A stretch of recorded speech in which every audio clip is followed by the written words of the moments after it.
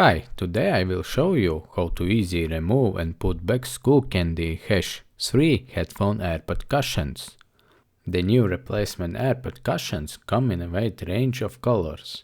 The link to them is in the video description. To remove the AirPod, you need to grab it and pull it away from the groove in the headphone body. It's really that easy.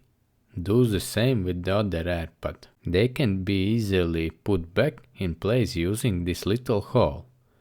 Put the edge of the AirPod into this hole and then holding the top edge of the AirPod so that it doesn't fall out.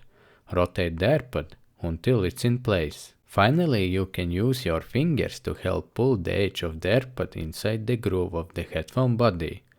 Then you need to turn the AirPod seam down. The same method should then be used for the other AirPod. In this easy way, it is possible to replace your old or damaged AirPods with replacement AirPods without having to buy new headphones. I hope this was helpful. Good luck!